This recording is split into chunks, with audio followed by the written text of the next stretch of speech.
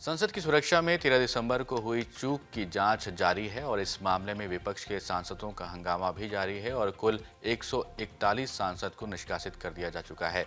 लेकिन संसद की सुरक्षा में सेंध लगाने वालों से लगातार पूछताछ चल रही है और नए नए खुलासे सामने आ रहे हैं।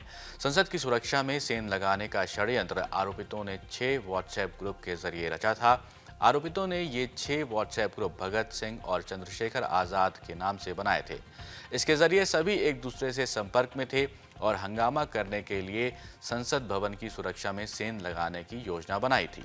करीब 1.5 साल पहले फेसबुक के जरिए संपर्क में आने की आरोपितों की दलीलें जांच एजेंसियों को हजम नहीं हो रही हैं और जांच एजेंसियों का मानना है कि इस साजिश में कुछ बड़े नाम भी शामिल हो सकते हैं।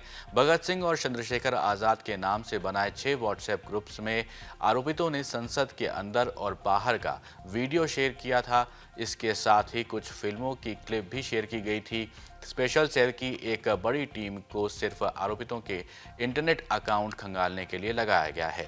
दिल्ली पुलिस की स्पेशल सेल ने मेटा कंपनी के अधीन मैसेंजर ऐप व्हाट्सएप से आरोपितों के सभी ग्रुपों के डेटा मांगे हैं और हर ग्रुप के सदस्यों की संख्या, उनके नंबर और उनके बीच की गई चैट और अन्य जानकारी जल्द मुहैया कराने के लिए कहा गया है। जांच एजेंसियों की किसी निष्कर्ष तक पहुंचने में इसलिए भी देरी हो रही है क्योंकि अब तक उन्हें किसी भी आरोपितों का मोबाइल फोन नहीं मिला है। साजिश का प्रवर्तन एजेंसियों का पता नहीं चले, इसके लिए आपस में बातचीत के लिए वो सिग्नल ऐप का इस्तेमाल कर रहे थे। असल में एंड टू एंड इंस्क्रिप्शन की वजह से सिग्नल ऐप का जो डेटा है वो उपलब्ध नहीं होता है। सिग्नल ऐप की कंपनी का दावा है कि डेटा उनके पास भी नहीं होता है। पुलिस की जांच में ये भी सामने आया है कि 1 साल पहले कर्नाटक के मैसूर में पहली मुलाकात के बाद अन्य जगहों पर इनकी बैठक होती रही है। लखनऊ के रहने वाले ई रिक्शा चालक आरोपित सागर शर्मा की मैसूर की यात्रा का खर्च मनोरंजन गौड़ ने उठाने की बात भी कबूल कर ली है और जांच एजेंसियों की माने तो आरोपितों की संसद भवन के अंदर पर्चे फेंककर शहीद भगत सिंह के तरीके को दोहराने की योजना भी थी।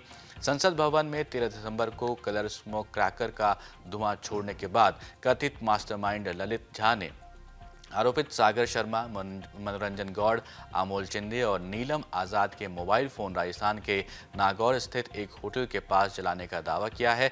इन चारों आरोपितों के मोबाइल नंबरों के सिम कार्ड फिर से जारी कराने की कोशिश की जा रही है। सीआरपीएफ के महानिदेशक अनीश दयाल सिंह की अध्यक्षता वाली जांच समिति ने शनिवार को संसद भवन के अंदर क्राइम सीन का रिक्रिएशन भी किया।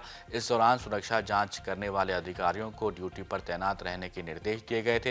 2 अधिकारियों में से एक को आरोपित सागर शर्मा और दूसरे को मनोरंजन गौड़ बनाकर संसद भवन के अंदर प्रवेश कराया गया।